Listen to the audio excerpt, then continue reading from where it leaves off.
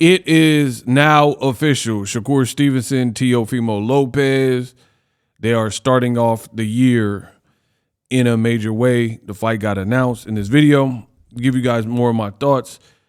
2026 already starting to shape up. What up, Fight World? It's your boy Ego, and I'm back with some more boxing. Now, this fight finally gets announced. Ring Magazine, they took to their social media and posted this flyer. Is straight. I mean, it looked like a little kid wrote it. Like, I don't know if I like the font, but, you know, it's cool.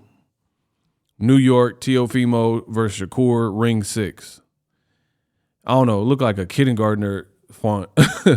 January 31st on DAZN, Matchroom Boxing in association with Top Rank. And what does it say? Starting off 2026 with a banger.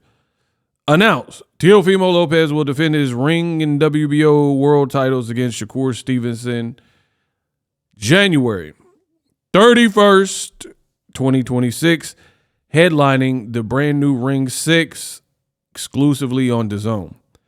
What the? Hold on. Boxing is weird, bro.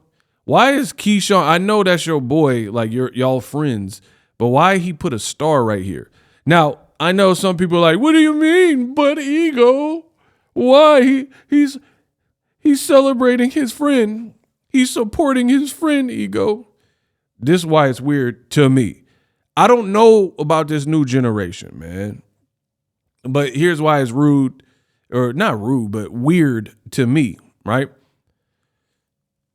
Tio said that his dad didn't get knocked out. Keyshawn said he knocked out Tio's pops. That should really be the fight. Keyshawn said he missed weight and said he's moving up to 140. Why are we getting Shakur Stevenson, bro? This is why I am not really excited for the fight. I don't know if it's subject to change, like in terms of as we get close, if they can sell me on the fight. But I don't really like this fight like that. Like some people, the hardcore boxing fans, because we've been kind of starved out of fights, some people are just like, man, I'll take what I can get. It's like Eddie Murphy said on Raw. He was like, if a woman don't give you no box, you know, it's like being starving and somebody feeds you a Ritz cracker. You're going to be like, God damn, this is the best cracker I ever had. Oh. You know what I mean? Like when you're starving, somebody give you a Ritz cracker, you're going to be nom, nom, nom. You're going to be all over that. So some people are going to be like, yeah, I like it. And it also has 2 profile names or whatever. I'm not really a fan of this fight like that, bro. Not even on no hating stuff. Y'all know I don't be hating. But the real reason is Shakur talks a lot and Teofimo talks like absurdities. And I really feel, this is just my honest opinion, I really feel like it could be stylistically one of those fights where you get hyped up for it. Not me, but y'all, because y'all get got. You get hyped up for it, and then it don't live up. Like Teofimo's dad, he'll probably talk about, man, Shakur will knock you out, Shakur. Like, and people are going to get amped up, and then Shakur probably outbox him, and it won't be like a scintillating fight. Could be wrong, but I could be very right as well, right? For me, I feel like Shakur, he was up against it, pressured to fight a more aggressive style in the Williams-Zepeda fight. He literally said, I was sore for days after that, and he got punishment. He took more punishment in that fight than all of his other fights because he was trying to fight to please Turkey and please the fans and no Tom and Jerry. So he was like, I'm not doing that again. Shakur said this, not Boxing Ego. Shakur said this. So I highly doubt somebody, Tio is probably more athletic than Shakur, if I'm being honest. Like Shakur, he's cool and he's put together. He's a complete fighter. But Tio, he be like bouncing down and like alley shuffle and, you know what I mean, dancing in the ring. Like he do a little different. So I really don't feel like Shakur would even fight Tio in the same fashion that he fought more of a stationary, one-dimensional Williams-Zepeda. So it could be a slower pace fight. But what I really don't like, but wait, there's more. What I really don't like is the fact that Shakur already told you the play. He said, I'm going to move up for one fight at 140 pounds. Then I'm going to beat T.O. That's what he says. And I'm going to throw away the belts. And my young bull, Keyshawn, can fight for the belt. To me, a lot of ring, Riyadh season, and Turkey events have been like this. This don't help boxing. Like, it don't help boxing to have musical chairs and then move people in divisions where they're not really finna stay there and play on the Monopoly board. That to me, that's not really fun. Because for me, boxing at its best it's like a crescendo.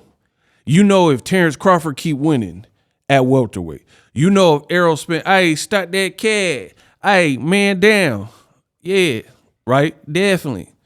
If Errol kept doing his thing, eventually those two would collide, and they did. As two undefeated fighters, Crawford fought Errol Spence versus Crawford, right? But Shakur's telling you that he only wants to move up and then move back down to lightweight, right? So if that's the case, for me, Abdullah Mason just became a champion at your current division, 135 pounds. Why not unify with your former top-ranked stablemate? He did good. You posted after he beat Noakes, you're like, the young boy's still learning or whatever. To me, put that on one card. Core, Abdullah Mason, unification, T.O., Keyshawn as the 140 fight. Let Keyshawn, who's planning on being at 140 and moving up because he just failed to make weight in the Edwin De Los Santos fight, let him, the guy who's planning on, can't make 35 no more for sure, that's planning on staying at 140, and the one that knocked out T.O.'s pops or whatever happened there, let him be the one that fights T.O. They got a better backstory, and T.O.'s a 140-pounder. Keyshawn can't make 35 and is moving to 140. But this is what boxing does. You'll ask for shrimp and lobster, and then it'll give you like a cup of noodle. And then you're just supposed to eat it. Like, food is food. Like, I gave you a shrimp cup of noodle. Bro, it's still a cup of noodle. I don't want no cup of noodle. I ate that in college and stuff. Like, cup of noodle, cool, but I want real seafood. There's no competition for me. All I see food. Listen, I want real seafood. I'm a grown man. I don't want no shrimp cup of noodle because it got shrimp in it. Like little baby shrimp, little shrimp niblets. You know what I mean? Boxing keeps doing this. Where what should be happening don't happen, and then they'll give you something that you didn't even order or request. Like Canelo versus Terrence Crawford. I ain't ordered that. If this was a restaurant, I ain't ordered that fight. What I did order is David Benavidez versus Pele. You want the Pele? I ain't know that.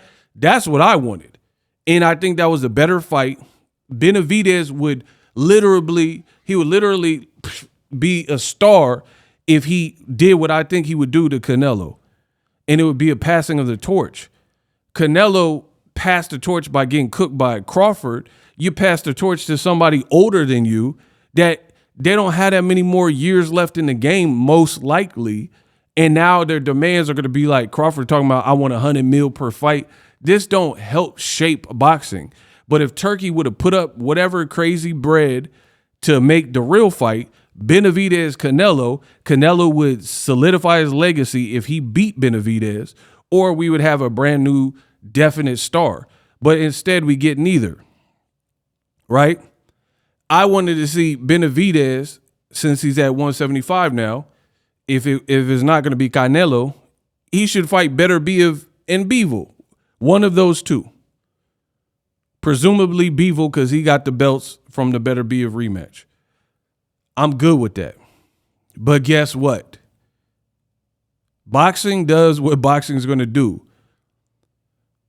We'll give you David Benavidez at cruiserweight with Zurdo Ramirez. Bro, nobody's even uttered the name Zurdo Ramirez in a million years, bro. So, whatever, bro. Do you understand my frustration? You got Benavidez, who should be fighting Bivol or Beterbiev. One of the two. Preferably the person with the belts that he sparred with. Great backstory. He allegedly hurt Bivol in the sparring. And boxing gives you Benavidez moving up to fight Zurdo. What? I would have much rather the guy that beat Canelo versus the guy that was supposed to fight Canelo, Bivol versus Benavidez. But you get Zurdo, who Bivol already beat and dominated. Do you understand the problem I'm talking about to you? So no Benavidez Canelo, you get Crawford Canelo. No Benavidez versus Beterbiev, which is a man's man type of fight because of their styles. Beterbiev got crazy power. Benavidez got very good power, but relentless pressure and volume. That's just an all-action banger. Or Benavidez versus Bivol, which would be undisputed, allow Benavidez an opportunity because he was Bivol's mandatory. He was the mandatory to the winner of Bivol Beterbiev. Why is he not getting these opportunities? Why is Benavidez can't get Canelo, can't get Beterbiev and Bivol? And in Turkey and Ring and Riyadh, they're telling you, no, what you want to see is Beterbiev Bivol Part 3. I don't want to see that. I've already seen it 2 times. They're pretty much neck and neck, making it a hard fight to score. Give me something new. They can always rematch later down the line. Canelo fought Triple G. The third fight was way after. Like, it was like years later, right? But we get Benavidez Zurdo. And right here, you get Shakur, and he fighting Teo, and then talking about moving back down to 140 instead of his buddy that is a former champion who said he has to move up and said he knocked out Teo's pops. Why is this what we're getting? Same thing with Conor Benn.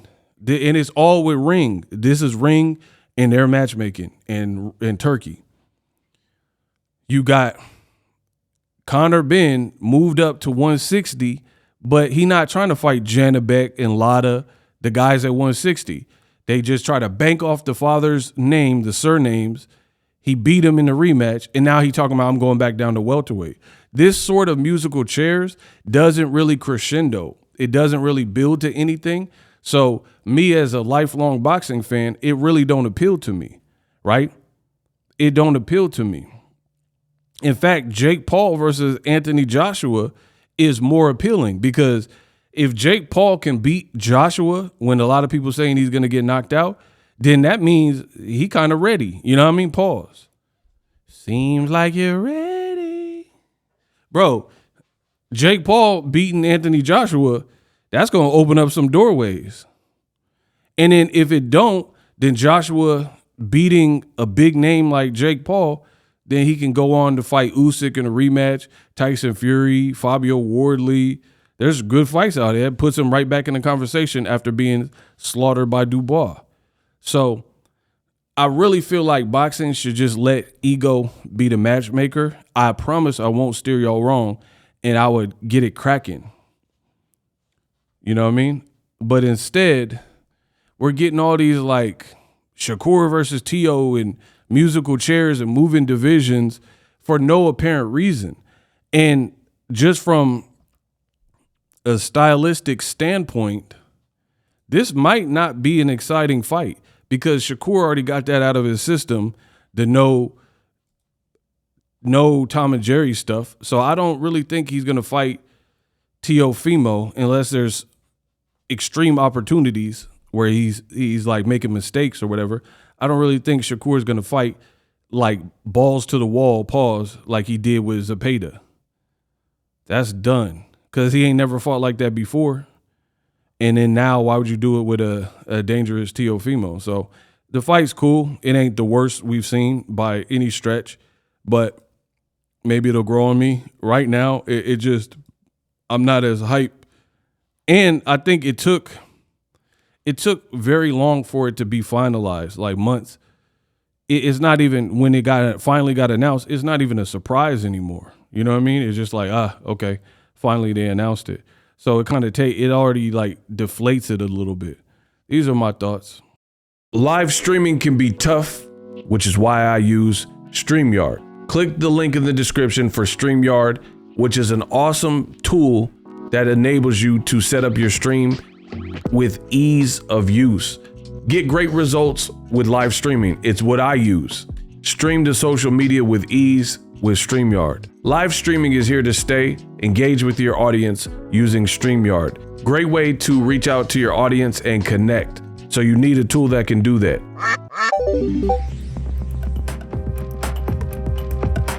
If you're new to YouTube and you're struggling to get views, one tool I can provide to you is TubeBuddy. I've been on YouTube over 10 years.